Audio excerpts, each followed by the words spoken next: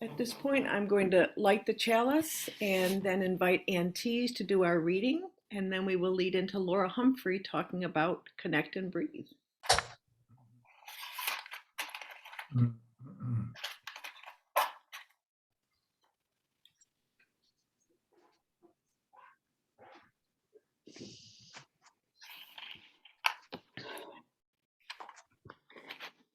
It matters what we believe. Some beliefs are like walled gardens.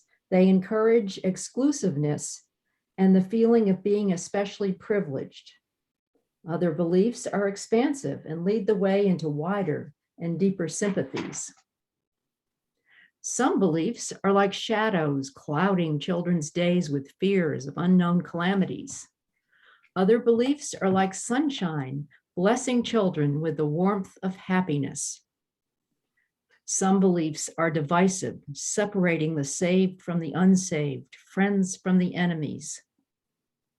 Other beliefs are bonds in a world community where sincere differences beautify the pattern. Some beliefs are like blinders, shutting off the power to choose one's own direction. Other beliefs are like gateways, opening wide vistas for exploration. Some beliefs weaken a person's selfhood. They blight the growth of resourcefulness. Other beliefs nurture self-confidence and enrich the feeling of personal worth. Some beliefs are rigid, like the body of death, impotent in a changing world. Other beliefs are pliable, like the young sapling ever growing with the upward thrust of life. And that is Sophia Lyon Foz. And some of you probably know that, are familiar with that, but I thought that that would be a good lead to Laura's talk today. And also it's very pertinent for what's going on in our world right now. So thank you. Thank you, Ann. And before we start, can I just ask everybody except Laura to mute, please?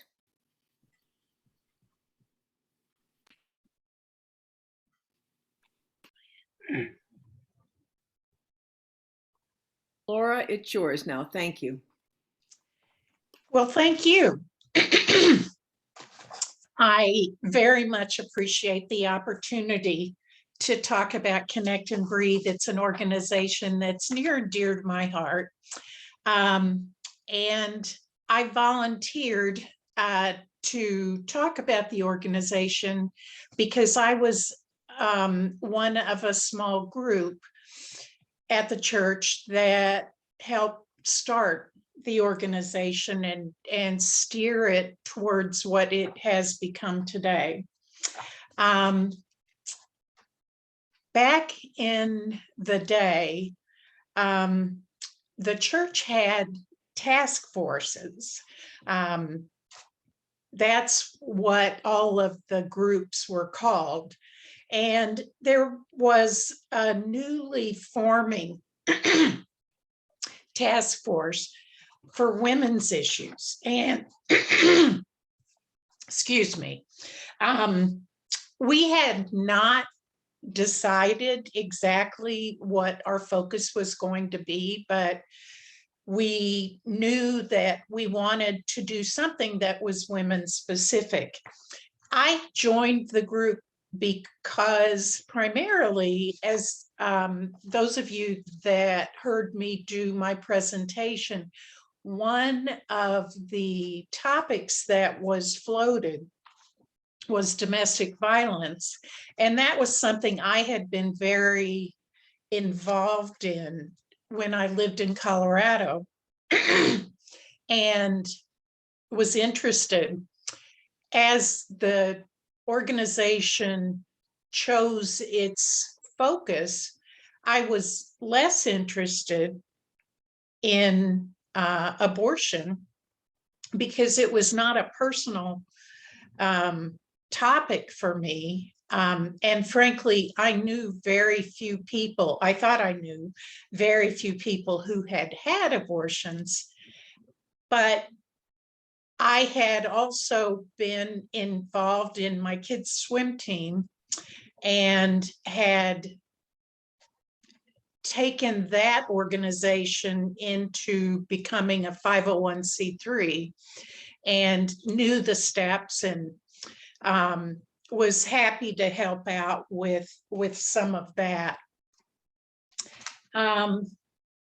So our organization, our task force, was chaired by Karen Anderson, who was the new minister at the time, and Nancy Stanwood, who was in charge of abortion services at Strong. She was trained for later term abortions and was intimately familiar with the topic. She had suggested that even though many of us in the group were political leaning in our opinions about abortion, she dealt with a lot of abortions with wanted pregnancies, which later term abortions generally are. And she said that she felt as though at Strong, they did a great job prior to the procedure, during the procedure, and then they had to pat them on the head and send them home. And she knew that there were no organizations out there that in a healthy way dealt with families after going through this procedure, except for an organization which is active in Rochester called Project Rachel. I don't know if anyone's familiar with that. It's a Catholic organization, and it's based on sin and redemption. It's the priest often leads the women through a process that, frankly, the bit that I know about it, it does not feel healthy to me. But it is towards, it works people towards the concept of redemption, and redemption often is involving going to clinics to protest or doing more personal things. Sometimes it's just prayer, but regardless, she felt as though this was a need. I did some research and found an organization in California called Exhale. Exhale still exists in a completely different form, but at the time it was a talk line, and the hours of the talk line were primarily geared for the West Coast. And they were for people who had had an abortion experience. They were started as a Christian organization, but not a real Christian lean to it. They were somewhat political and leaned into pro-choice. And as a matter of fact, they called their organization Pro-Voice, which sounds so much like that. We spent a year or two trying to decide exactly what we were going to do. We contacted Exhale and asked if we could be their East Coast affiliate. We had a large group of people. There were 20 plus women in our group, and actually one man too. And he was a condom king. We were, the rest of us were condom queens. We filled the condoms in the bathrooms, and he had a daughter. One of his twins was female, and it was of interest to him. When we were trying to determine what we wanted to do, Dr. Tiller, who was an abortion provider in Wichita, Kansas, was murdered at church. And there was a vigil at the church, and many of those of us that were in this task force were there. And we decided, you know, we've kicked this around for long enough. We needed to get off the can and get going. So that was in 2009. And by the next year, we had incorporated as a 501c3. We contacted Planned Parenthood and worked closely with a couple of people from Planned Parenthood. They felt as though after abortion services was something very necessary, but outside of their bandwidth. And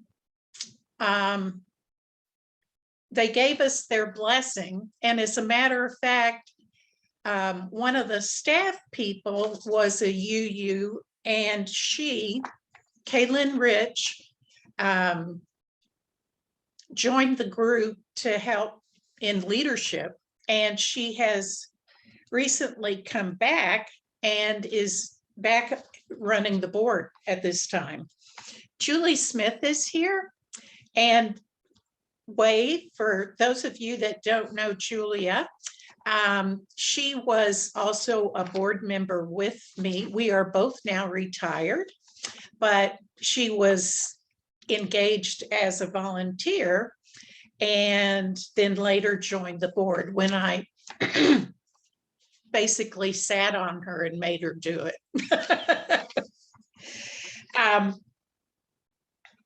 Anyway, when we incorporated, Karen was our leader. Tris Downer, who has since moved to Colorado. She lives in the Four Corners area. Bill Waterhouse, who's the father that I mentioned, Kaylin Rich, and myself. And by 2011, we started taking calls, and it was relatively slow to begin with. We didn't know how to market. We started going to exhibit halls with abortion provider organizations and did mailings, a lot of the old-fashioned marketing techniques that got us started. And then UU World, the magazine, did an article about us and the organization. And as a matter of fact, our first caller had learned about us through that article. And it was not a recent abortion, it was long ago. And she had not spoken with anyone, but it triggered some interest. And so she called the hotline. And we have moved from a very slow pace to expanding our hours and now receiving multiple calls on each shift.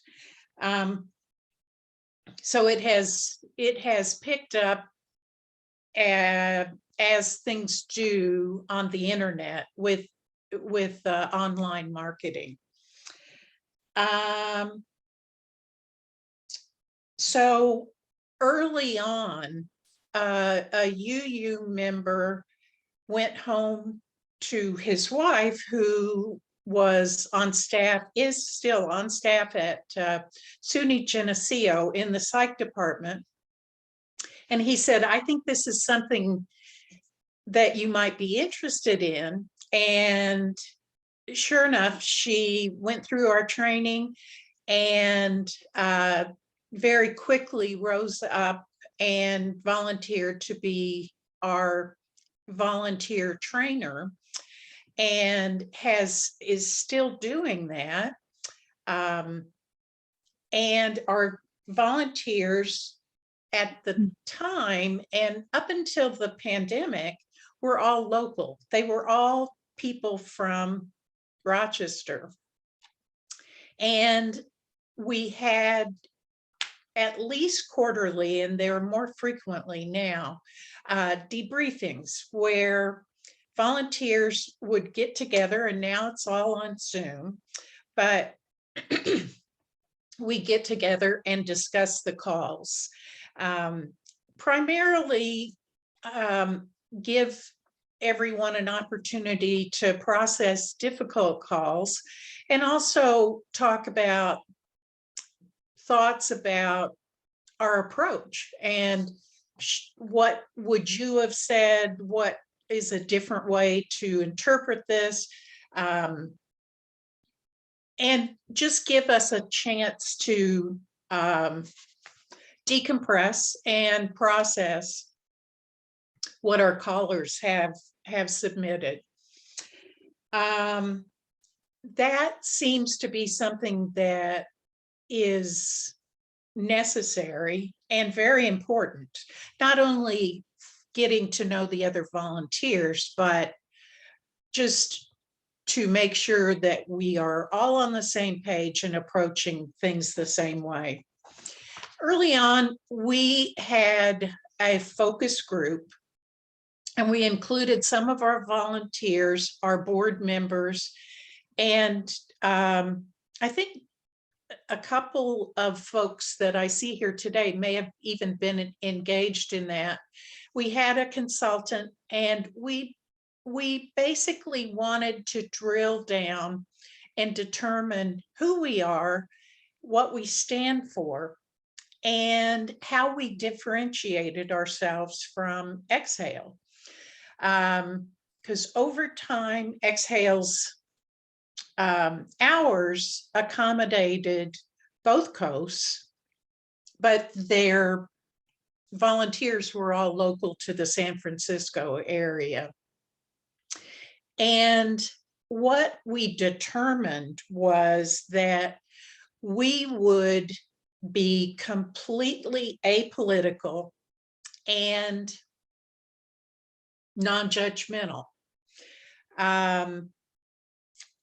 What has resulted in that decision is what surprised me to learn is that women that have abortion experiences are not all pro-choice. Many of them are anti-choice. Yet life happens. And after an abortion experience, you can imagine if they are part of a faith community or a family that is anti-choice or anti-abortion, they would not have someone to process the experience with. They would be compelled to keep it a secret. And so we do hear from those women and families. We hear from men as well. We get calls from partners.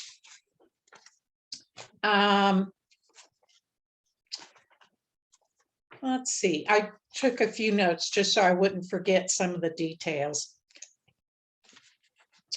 Our training is primarily understanding some of the faith traditions and their approach to abortion, or their philosophies, their thinking about abortion, and so that we can help understand our callers if they are speaking from a faith community that's different from ours. So who calls? As I mentioned, they are across the spectrum in terms of their thoughts about abortion, but they've all had an abortion experience. Most of our callers are women who have had a recent experience. However, we do hear from women after the fact, sometimes on an anniversary, or if something happens that triggers a memory and they are still processing it, or they want to discuss some element, some aspect of it. We do hear from family members. We hear from partners. We hear from other family members, but the majority of our callers are women. Over time, we've learned that our callers represent much of the national statistics in who has abortions. 75% of the women who have abortion experiences are poor or lower income. 62% are religiously affiliated. 60% already have a child, and that's often involved in the decision. Most of the women, of course, you can't determine race on a telephone call, but it often comes up in conversation. Most women who have abortions are white. 28% are Black, 25% are Hispanic.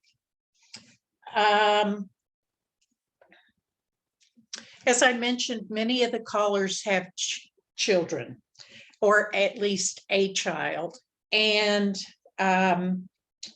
it comes up often in discussions about the decision process that took place leading up to the abortion. People that have a child already know what's involved in childcare, in expense, in time off. They're concerned about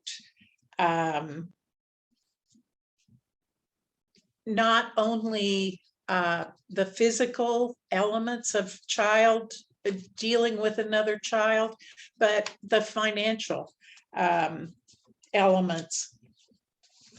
Because many people talk about missing work, missing shifts, not having the money to pay for additional childcare.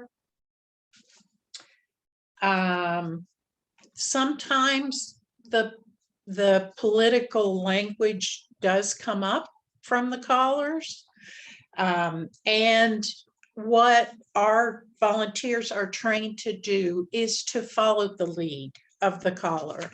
We do what we call deep listening and use the same language that the caller uses. If they use the word baby, we use the word baby. If they use the word fetus, we use the word fetus, and don't introduce words that they have not used. Most of the people that call have a presenting concern. Sometimes they call and just cry. And we've been trained to listen. And sometimes that's all that is accomplished. And it could be that they just need someone to be with when they're processing their experience. Interpersonal conflicts is also a common presentation. And as you can imagine, unplanned and unintended pregnancies are going to cause strain in a relationship, even if it's stable. Termination of a wanted pregnancy also can cause strain in a relationship. And I was actually surprised at how many callers have wanted pregnancies that have been terminated for medical reasons, because if it was determined that there was difficulties with the development or medication that conflicts with health. Real often in exploring the interpersonal stresses that the caller brings up, you determine that that's really more of the issue than the abortion. That the abortion just brings it to a head. The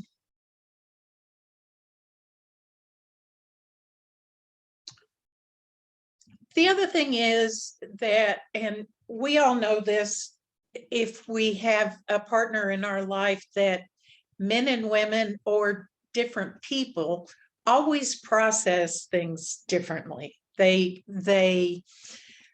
process at different speeds, different interpretations of the same experience. I see some people laughing. I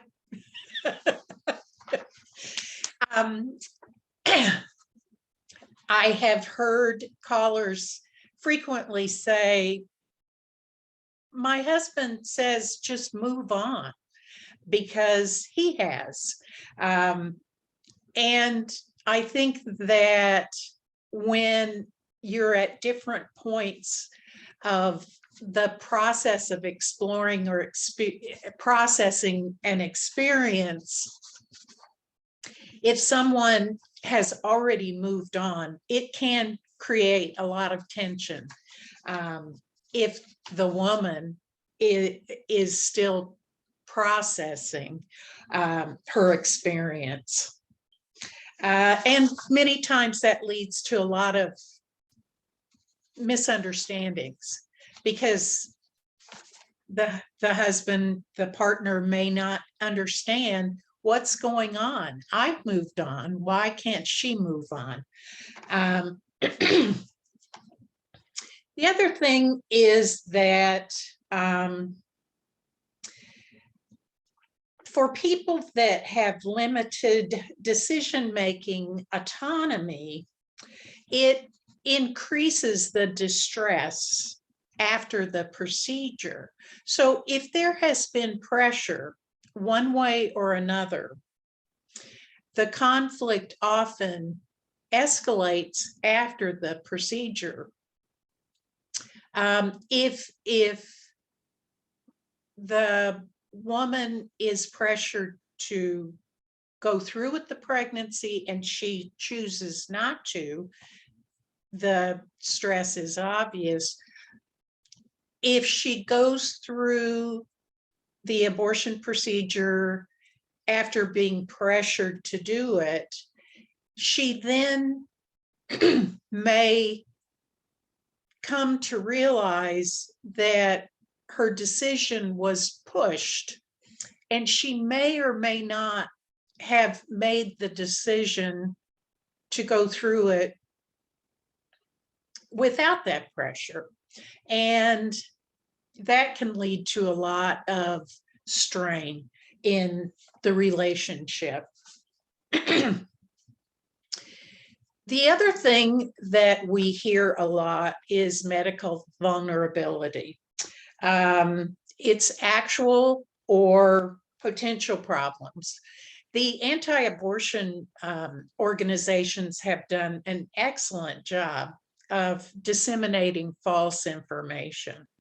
There are a lot of women that call and believe that they're forever going to be infertile, or they are going to develop breast cancer because the anti-abortion groups have said that that's the result. We just drove back from Florida. We were in Florida for a few weeks and had to do some business in the Carolinas. Went off of 95, and I saw a lot of Jesus billboards because they're big down there.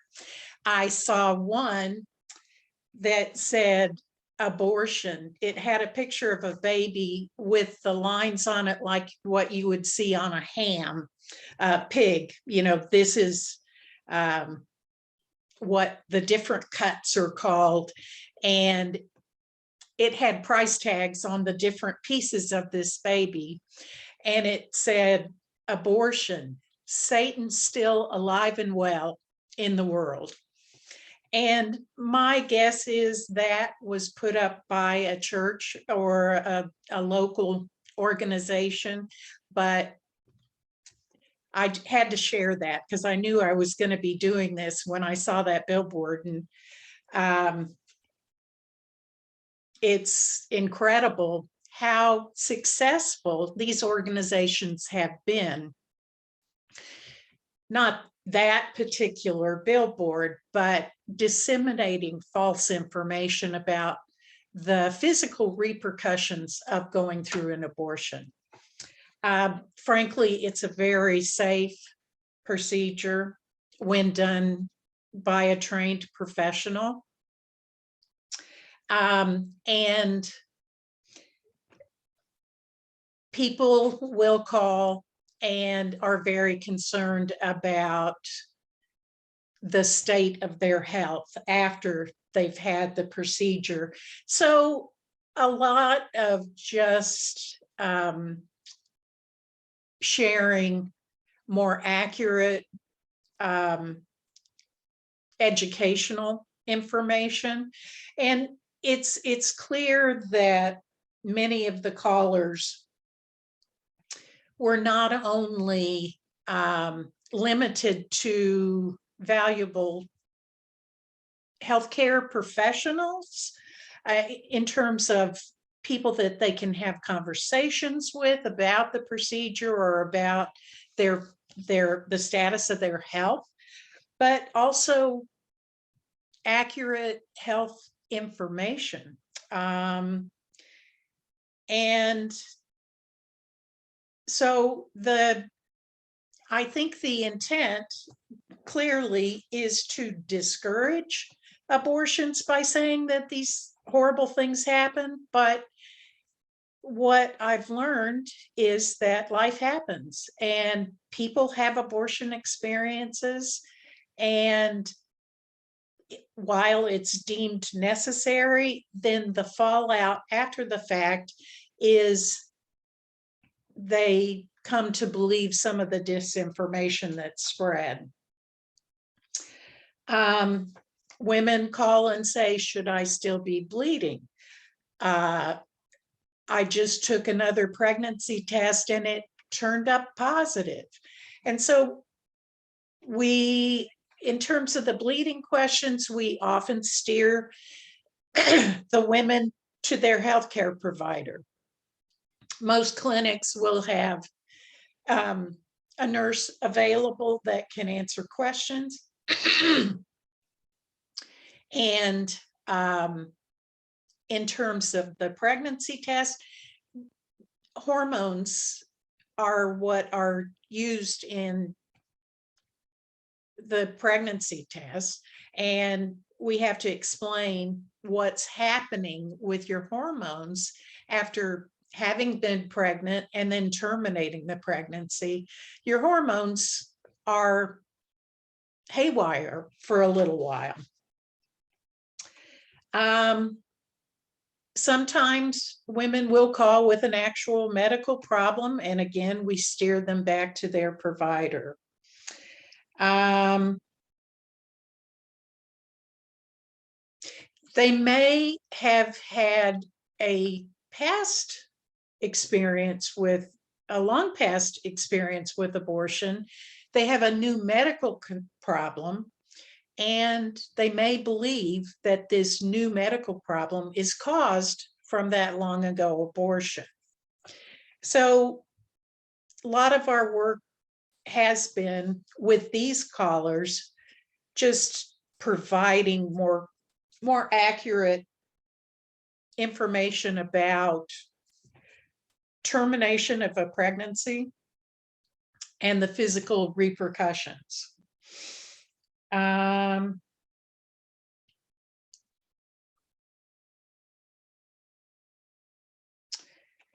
There's also structural disadvantages due to financial situations or employment situations. And we do hear stories from people in the states that have established hoops that are designed to discourage abortion.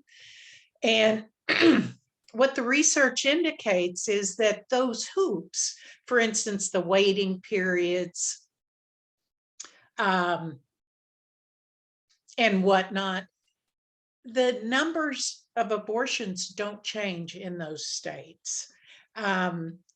Abortions in general in the United States, the numbers are going down, but the numbers of pregnancies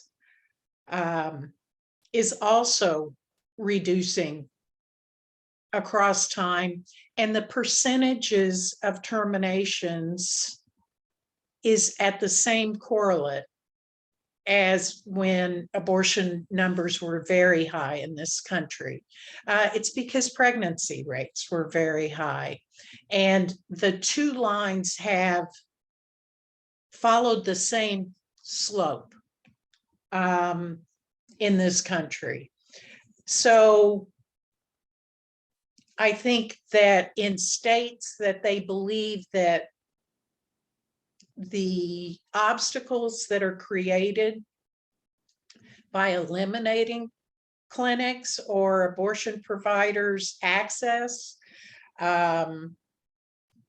what has come to be understood is that it does not reduce the actual number of abortions.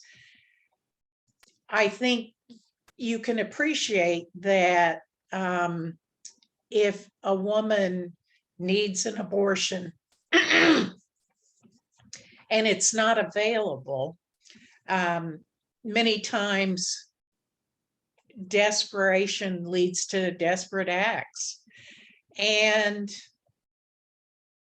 that alone is one of the reasons why I feel personally the way I do about abortion laws. But that's myself personally. Sometimes we do hear stories from women that have perceived or felt as though their treatment in the clinic was less than positive, and we just help them process that information. The slights can be because of class or because of race, and often the women will sense a judgment. Whether it exists or not, of course, we don't know, but that can add to the complication of processing a personal experience. I don't know if most of you are familiar with pregnancy centers. The term is misleading. They are often organized and operated by churches or faith communities that want to discourage abortion, and they have different tactics of delaying the decision making, and they often use mammograms and are less than honest with the women about the dates of the term. So, because if you get to a certain term, well, many of you have heard some of the different state laws that are going into effect, eliminating availability of abortion after so many weeks. If you know the difference between a medical and surgical abortion, one is pills, one is a procedure. The pills can only be used up to a certain number of weeks. And after that point, a surgical procedure is required. And the pregnancy centers will delay the woman's involvement with an actual medical facility, hopefully long enough so that they can avert the abortion from taking place.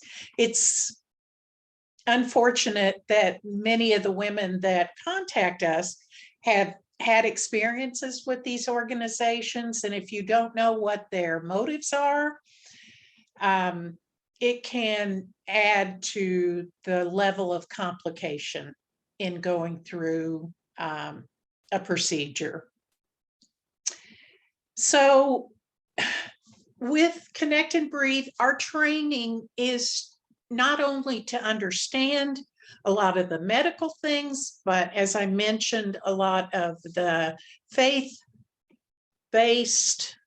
opinions about abortion. You all probably know that UUs have been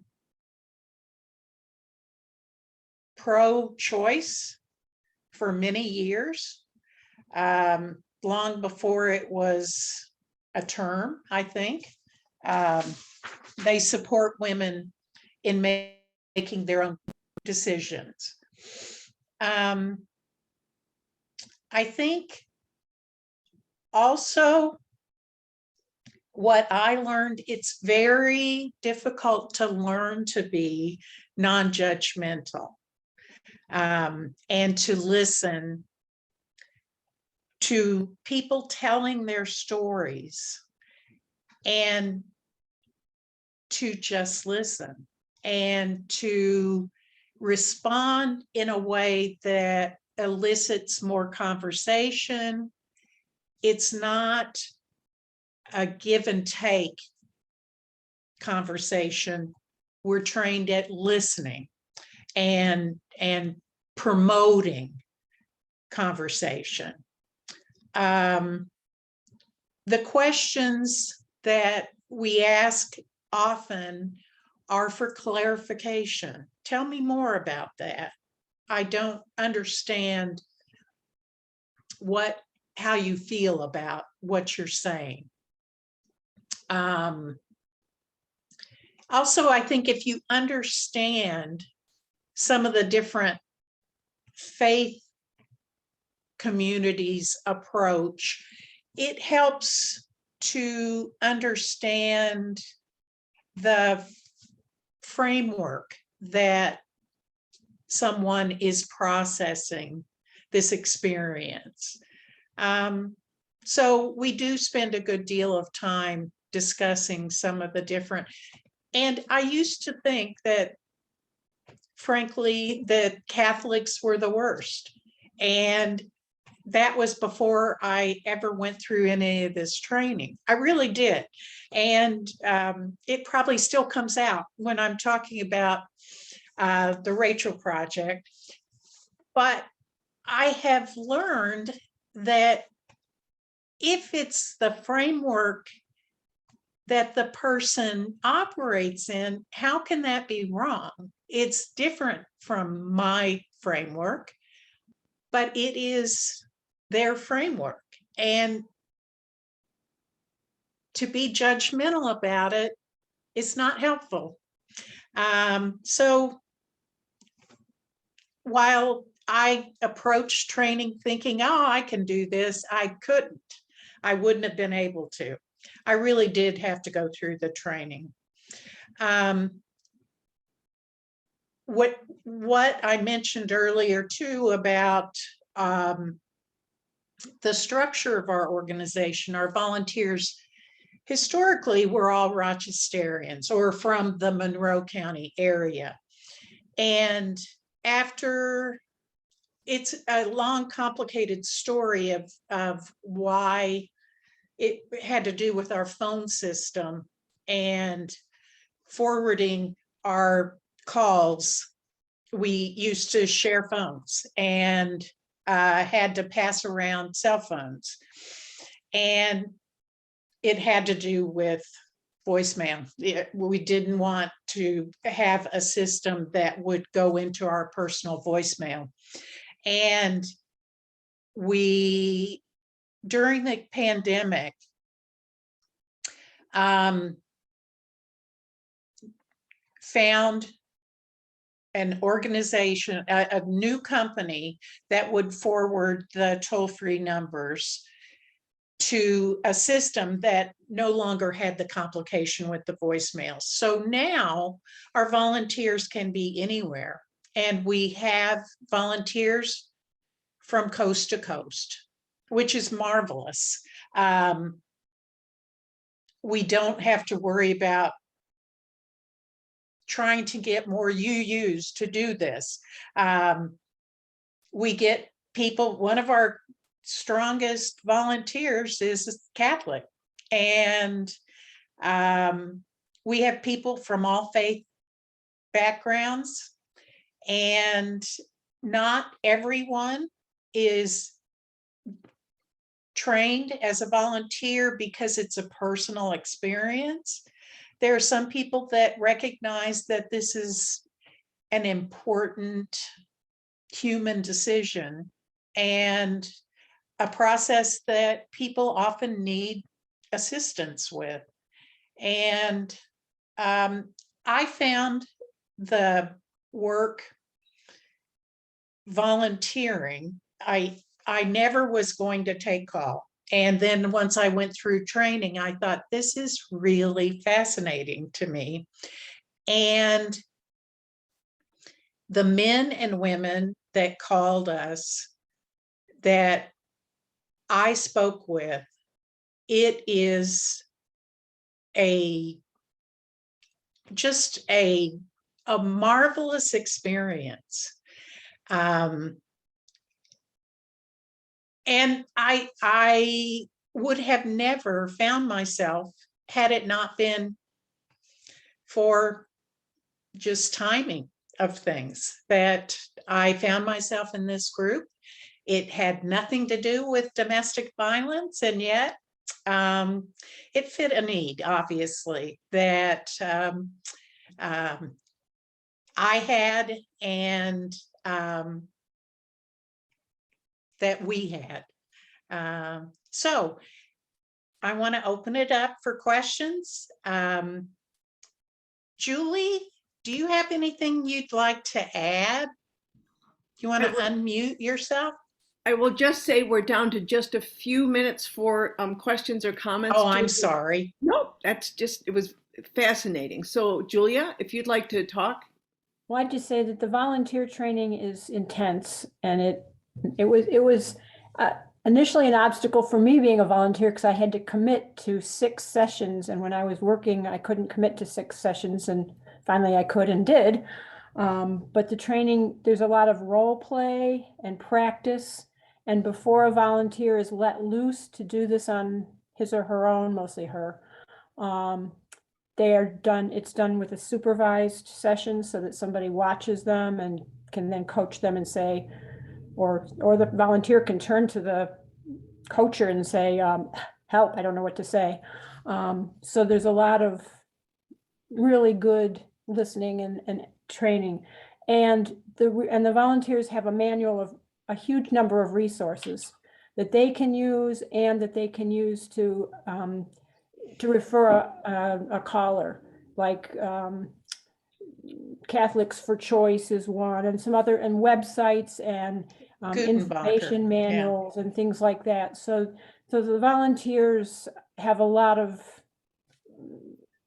intra help as well as external help. And then I think another key thing is we have no paid staff.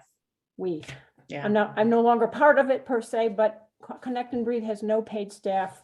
The money that we raise is used for the telephone system and some of the advertising and things like that. So it's a very bare bones organization in that regard. Thank you, Julia. There's probably time for one or two questions. If you'd like to, would you raise your hand, please, and then unmute? Howie?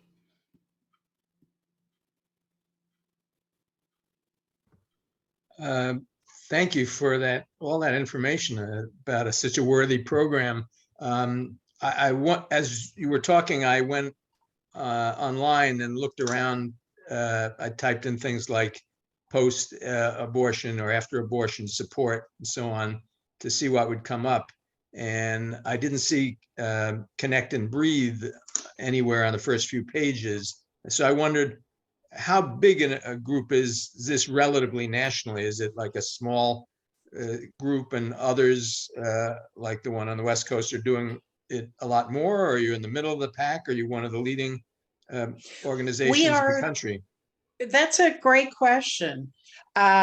We are the only after abortion talkline in the country. There may be some small regional ones that are run by Planned Parenthood organizations. Exhale lost all of its grant money. It had many paid staff, all operating on large grants. And when the grant money dried up, they became a text line run solely by volunteers. But we are the only national, and we do receive calls from Canada as well. So the fact that I didn't see it online indicates maybe there's room for some search engine optimization to get the word out. Yes, that's exactly it, and that is expensive. Yeah. It's a matter of money to get your name up there in Google or any search engine. And that's what our fundraising is for, is to improve that. Thank you. I want to honor that it is 11 o'clock, which is normally our stop time, but we have 3 folks with raised hands. So if you need to leave, completely understand. But if you'd like to stay for the 3 folks with questions, we have Schwartz's and Maniloff's and then Anita. So Schwartz's, if you could unmute. Thank you very much, Laura. My question is whether these are one-time calls or is there any mechanism for follow-up? We invite callers to call us again if they want to follow up with us. We explain that we won't necessarily be the same volunteer on the line. We have had chronic callers, people that call and call and call. One was a man, actually 2 of them were men.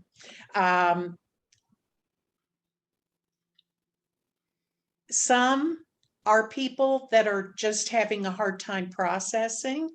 Some are people that have mental health issues. Some are people that do, in fact, call us a few months later and say, I'm doing so much better. This and this helped me a lot. Oh, I didn't mention that a big part of our training also is self-care, that we try to touch on, if not focus on self-care for all of our callers. And we give homework assignments. Once it's determined what will work for a woman, we ask them to follow up with us and to call us back. And we do have that happen. I would say the majority of people call once, but we do have repeat callers. Most of the time it's for, good reasons, but that's a good question. Thank you. Thank you. Well, thank you. Manilofs. You need to unmute.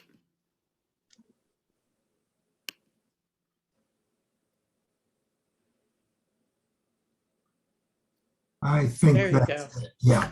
Yeah, I also had the repeat caller question. I missed, how do people find out about Connect and Breathe? That's a good question, because Howie's point about it not showing up in the search engine is a good point. Sometimes it's with the actual search on the internet. If they dig enough, they can find us. Probably triggered more by putting in questions about wanting to talk to somebody. But we share our contact information with abortion providers, Planned Parenthoods, and when you go to the dentist, they send you home with a little bag with a toothbrush and toothpaste.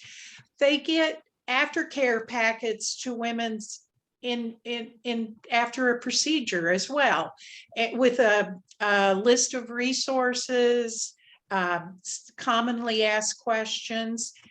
Many times our information is included in the aftercare packet. So frequently that is how women or families find us. Thank you. Thank you. It occurred to me, we all are taking advantage of this visual. I'm not sure Connect and Breathe would work via Zoom. The anonymity of it is, I think, Right. very important. Right. An irony to that. It's true. I think a lot of people, but if you look around on the gallery, there's people that you just see Betsy or Howie.